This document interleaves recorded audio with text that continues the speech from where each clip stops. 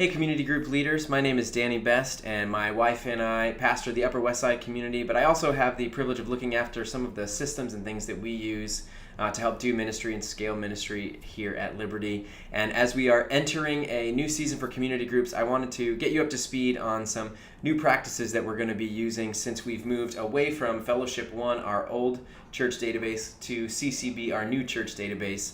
And this change is going to allow us to care for and steward our people so much better. And as such, with this new season, we're going to have some new practices, new things that you're going to need to do to walk people through the process as they register and stuff like that. So this video is just going to be a little demo to help you navigate the new system and what it is that you're going to have to be doing with this. So check this out.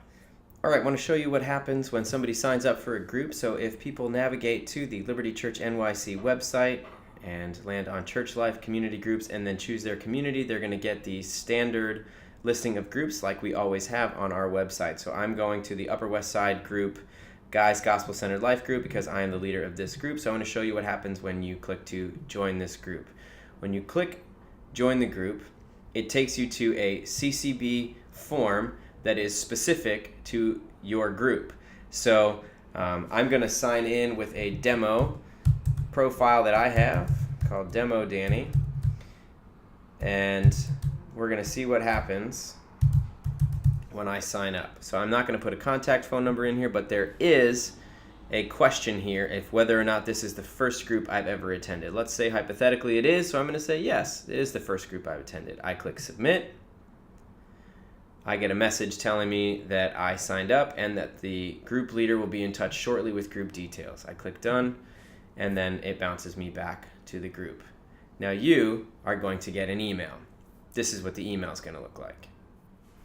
So the email you get is going to be from Liberty Church, and it's going to say new response, Guys Gospel Centered Life registration.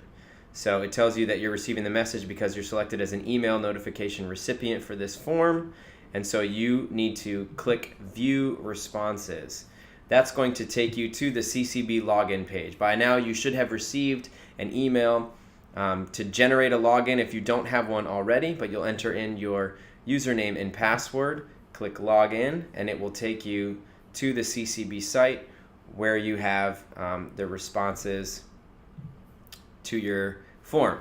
So anyone that fills out your form is going to fall into an unmatched category, which means that CCB has not yet matched who signed in the form with somebody who has a profile already in CCB. So in order for them to actually get into your group in the system, you need to match the person. This is the most important part of your role in the registration process.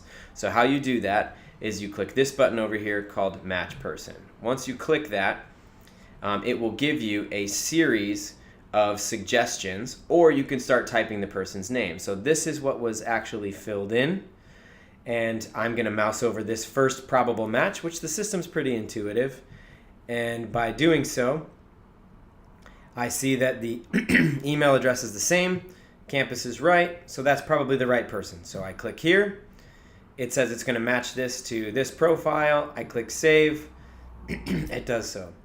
You might also have the opportunity, if the person is not in the system, to actually create that profile for the person. So it's important when you're in that search process, if they don't come up in your probable matches, that you type in the person's name exactly, because it'll give you an opportunity to create a profile out of that. So from there, now you no longer have anybody in your unmatched section. That is a good thing, because this is automated. Once they are matched and fall into this list, they're automatically placed into your group.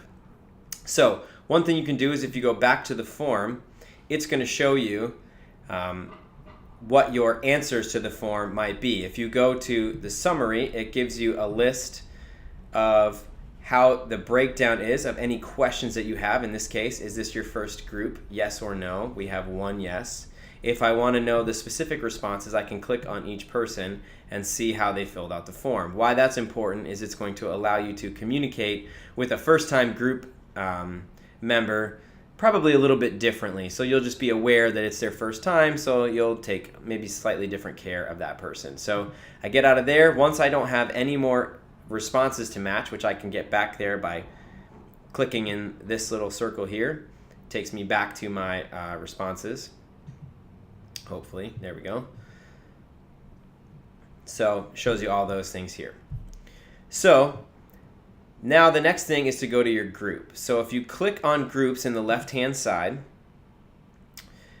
it will show you automatically your groups, the groups that you're a part of. And so if you scroll through this, you should at some point see the group.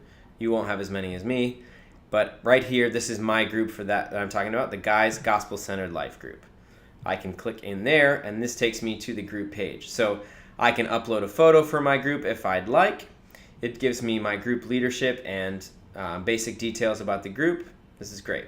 Now, what's important here, I'm going to talk to you about just two things. The participants, if you click on this, this will give you a list of all your participants that are in the group. Great info to have. And then you also have the messages section. So in here, you can actually compose a message and type it to your entire group. You can choose to send it to all your participants, just the leaders of the group, or to specific group members. So this is a great way to communicate with your group and will be super helpful as you move forward.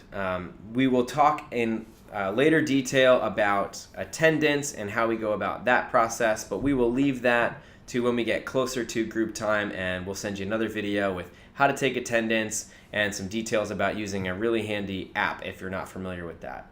So that's about it. Hope this helps you, and I hope you have a great community group season.